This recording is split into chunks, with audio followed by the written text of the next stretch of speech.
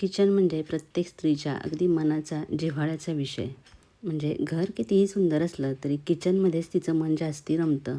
आणि कोणाच्याही नवीन घरी गेलं की किचन कसं आहे हे बघण्याची जास्ती उत्सुकता असते, नाही का? प्रत्येक स्त्रीला आपलं किचन सुंदर असावं असं वाटतं. आणि असं छानसं किचन बघितलं की आपण तशी कॉम्प्लिमेंटसुद्धा देतो. पण मग कधीतरी मनात येतं की आपल्या किचनमध्ये एवढा पसारा का असतो? मलासुद्धा खूप वेळा विचारलं जातं की तुझं किचन एवढं स्वच्छ कसं? आणि नेहमीच एवढं स्वच्छ असतं का? तर नाही. अगदी दिवसाचे 24 तास किचन परफेक्ट असेलच असं नसतं. इथंही स्वयंपाक केला जातो, वेगवेगळे पदार्थ बनवले जातात.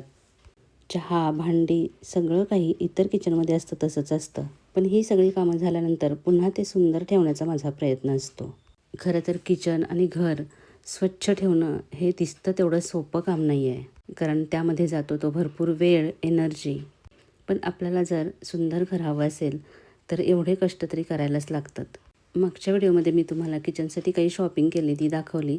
तर म्हटलं ते सगळं नीट लावण्याच्या आधी एकदा हे ज्या टाईल्स आहेत तर त्या व्यवस्थित स्वच्छ करून घेऊयात. कारण की तुम्ही बघताय की इथं शेगडीच्या वरती खिडकी आहे, त्याच्यामुळे माझ्याकडे चिमणी वगैरे काही बसवली नाही आणि पलीकडे आहे ती गॅलरी आहे. त्यामुळे या टाईल्स आहेत त्या बऱ्यापैकी खराब होतात. आणि त्या जर जास्ती खराब झाल्या तर त्या स्वच्छ करणं खरंच खूप अवघड गोष्ट आहे. म्हणून मी अधूनमधून हे असं जो मॉप असतो तर त्याने पुसून घेत असते.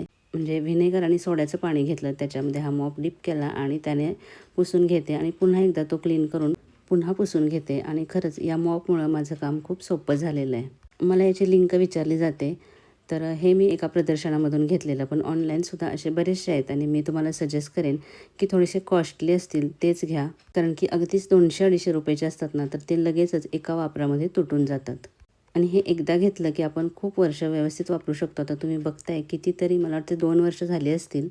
त्याच्यानंतर हे जे ग्लोव्ज मी तुम्हाला दाखवले, तर आता घर, किचन स्वच्छ सुंदर ठेवण्याबरोबरच स्वतःची सुद्धा काळजी घ्यायला पाहिजे ना. तर असे ग्लोव्ज हातामध्ये घालून काम केलं ना तर हातालासुद्धा काही रॅश वगैरे येत नाहीत.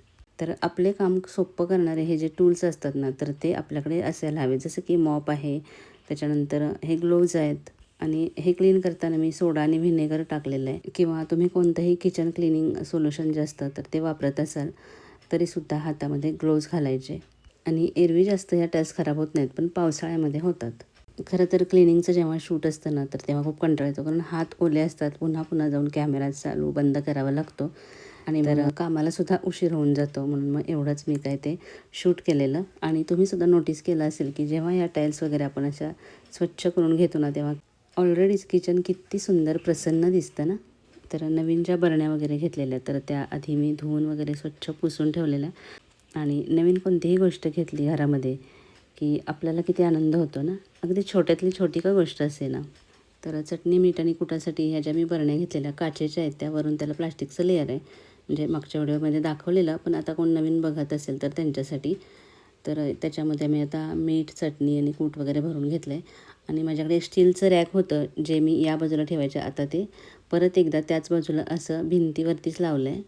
आणि तिथं हे मी आता ठेवणार आहे. असं भिंतीवर अडकवणारे रॅक असले की आपल्याला ओट्याची जी जागा आहे ना तर ती फ्री मिळते, वापरायला मिळते.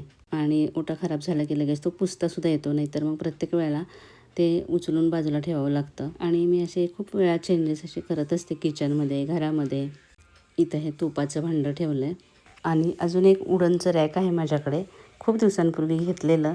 तर ते सुद्धा आता मी इथं ओट्यावरती ठेवणार आहे. हे ते रॅक आहे आणि खूप सुंदर आहे दिसायला पण. फक्त याचा एकच ड्रॉबॅक आहे की याच्यामध्ये ना खूप कमी डबे बसतात. म्हणजे त्याचा साईज आहे ना, जो खालचा रॅक आहे तर तो जरा बऱ्यापैकी मोठा आहे. पण जर मोठे आपल्याकडे जर डबे असतील ना तर त्याच्यामध्ये 2च बसतात. आणि वरती जे आहेत तर ते छोटे आहे, त्याच्यामुळं एकसारख्या आकाराचे डबे याच्यामध्ये बसत नाहीत. पण दिसायला खूपच सुंदर आहे, त्याच्यामुळं मी ते ठेवून घेतलं. आणि ऑनलाईनच मागवलेलं हे. आणि मी जे टी, कॉफी, शुगरचे कंटेनर मागवले तर त्याच्यामध्ये हे 3ही बसत नाही आहेत, 2च बसत आहेत. म्हणजे शुगर आणि टीचे. असं ही कॉफीची जी बरणी असते ती फारशी यूज केली जातच नाही, कारण की एवढी कॉफी काही आपण वापरत नाही. ही नेसकॅफेची छोटी बॉटल असते तर तीच आपण घेत असतो, म्हणजे मी तरी घेत असते. तर आता ती इथं बसती आहे. आणि वरच्या बाजूला ड्रायफ्रूटचे डबे ठेवलेत. किचन सुंदर दिसण्याबरोबरच ना ते आपल्याला इझिली वापरतासुद्धा आलं पाहिजे. म्हणजे गोष्टी इझिली हाताशी असल्या पाहिजेत, म्हणजे ते फंक्शनल असायला हवं. तर हा छोटासा चेंज किचनमध्ये केला आहे. तर तेवढ्याने सुद्धा मला किचनमध्ये एवढं प्रसन्न वाटतं आहे ना. आणि या कामामध्ये माझा एवढा वेळ गेला आहे ना, तर आता जवळजवळ संध्याकाळ होत आली आहे. आणि खरंच घरातल्या कामांमुळे एवढं थकायला होतं. म्हणजे बोलणारे बोलतात की काय असतं काम एवढं घरामध्ये, पण घरच्या स्त्रीलाच माहिती असतं की घरामध्ये किती कामं असतात ती. तर दुपारी थोडा वेळ आराम केला आणि त्याच्यानंतर म्हटलं चला आता कॉफी घेऊयात. खरंच चहापेक्षा मला कॉफी आवडते आणि कॉफी घेतली की एनर्जेटिक वाटतं. आणि हा माझा कॉफीचा मग. घरामध्ये माझ्या एकटीलाच कॉफी आवडते आणि फार पूर्वीपासूनच मला अशी घरामध्ये सुंदर सुंदर भांडी असलेली आवडतात. म्हणजे एवढंसा चहा किंवा एवढीशी कॉफी जरी घेतली ना, तरी ज्या कपातून ती घेतोय तर तो असा सुंदर असला की मग छान वाटतं. म्हणजे आपल्या काही आवडत्या गोष्टी असतात घरामधल्या, तर त्यापैकीच एक म्हणजे हा कॉफी मग. आणि अजून एक गोष्ट म्हणजे किचन किंवा घर स्वच्छ ठेवायचं असेल, सुंदर ठेवायचं असेल, तर अनावश्यक गोष्टी अजिबात घरात ठेवायच्या नाहीत. म्हणजे कमी सामान असेल तर घर आवरणंसुद्धा सोपं जातं. आणि दररोज आपलं घर, किचन परफेक्ट दिसेलच असं नाही. कधी-कधी काम जास्त असतं, कधी पाहुणे येतात, कधी तब्येत ठीक नसते. अशा वेळेला घरामध्ये पसारा हा होतोच. घर हे राहण्यासाठी असतं, प्रदर्शनासाठी नाही.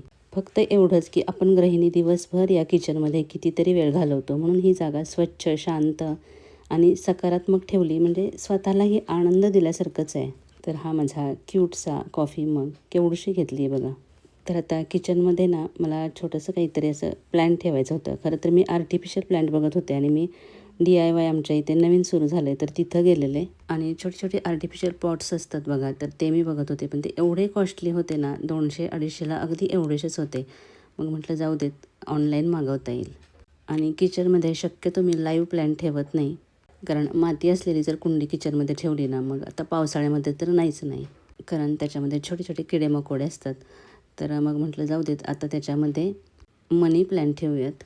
पाण्यामध्ये टाकून खूप दिवसांपासून मला मनी प्लॅन्टची कटिंगसुद्धा करायची होती, कारण खूप वाढलेत आणि गार्डनकडे सुद्धा थोडंसं लक्ष द्यायचं आहे. आपल्या एका मैत्रिणीची कमेंट होती की अजून नवीन झाडं आणली नाहीत का? तर पाऊस खूप पडतो इकडे आणि ही जी गॅलरी आहे ना, या बाजूला खूप जोराचा पाऊस अगदी आतपर्यंत येतो आणि त्याच्यामुळं झाडं खराब होतात. म्हणजे झाडांना कसं खूप जास्तीचं पाणी झालं तरी ती खराब होऊन जातात. आणि खरंच झाडांची केअर करणं, ती मेंटेन ठेवणं म्हणजे खूप मोठं काम आहे. त्याकडे सतत लक्ष द्यावं लागतं. आणि खूप वेळा वाटतं अजून जरा गुलाबाची वगैरे झाडं आणायला पाहिजेत. बघूयात थोडासा पाऊस कमी झाला की मग आणेन. खरं तर आलेली इथं मनी प्लांटची कटिंग करायला, पण बघितलं तर काही पानं सुकलेली वगैरे दिसली तर राहवलं नाही, लगेच ते क्लीन करून घेतलं.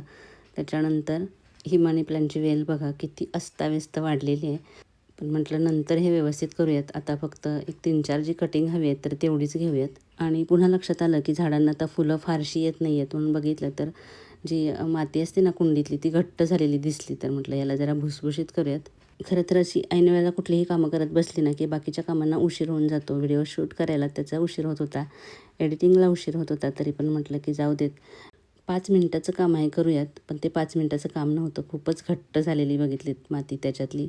आणि हे जे आहे टूल्स तर ते सुद्धा मी DIYमधनं आणलेलं आहे गार्डनिंगसाठी. याच्याबरोबर अजूनसुद्धा 2 आहेत आणि अशा टाईपचे तुम्हाला ऑनलाईनसुद्धा मिळतील. तर थोडंसं बघा इथे तण काहीतरी वाढलेलं होतं तर ते सुद्धा काढून टाकलं. आणि ही एवढी मनी प्लांटची कटिंग मी घेतली. ते आता पाण्यामध्ये लावली की मग त्याला मुळंसुद्धा फुटतात आणि मग आपण ती दुसऱ्या पॉटमध्ये लावू शकतो. तर DIYमधूनच मी हे थोडेसे आर्टिफिशियल फ्लावर्स आणलेले. या फुलांचा कलर कुठला घ्यायचा याच्यावर बराच वेळ विचार केल्यानंतर मी ही पिवळ्या रंगाची फुलं आणली. आणि घरी आल्यानंतर बघितलं तर घरामध्ये सुद्धा सूर्यफुलाची पिवळीच फुलं आहेत. म्हणजे वेगवेगळ्या कलरची असतील तर आपण कधी इथे कधी बाहेर असं ठेवू शकतो. अशा छोट्या छोट्या गोष्टींमुळे सुद्धा किचन प्रसन्न दिसतं. आणि याच्यामध्ये जी आधी मी पानं लावलेली होती ना, तर त्याच्याबद्दल सुद्धा विचारलं जातं.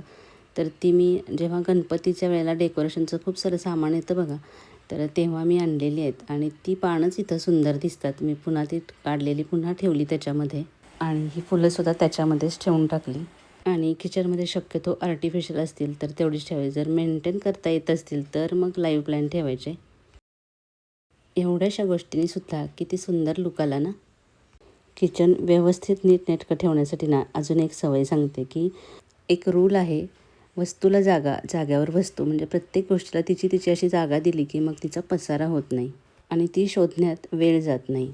आणि दुसरी गोष्ट, ओटा काम झालं की पटकन स्वच्छ करून घ्यायचा. आणि प्रत्येकाची आपापली आवड असते. तर मला आवडतं असं किचन सुंदर ठेवायला. सुंदर किचन हे महागड्या इंटिरियरमुळं नाही तयार होत, तर आपल्या सवयी आणि आवडींमुळे होतं. चला तर व्हिडिओ कसा वाटला हे नक्की कमेंट करून सांगा. जाता जाता नेहमीप्रमाणे लाईक करायला विसरू नका. आणि तुमची अशी कुठली सवय आहे की ज्यामुळं तुमचं किचन नेहमी सुंदर राहतं, मला नक्की कमेंटमध्ये सांगा. सबस्क्राईब केलं नसेल तर प्लीज करा.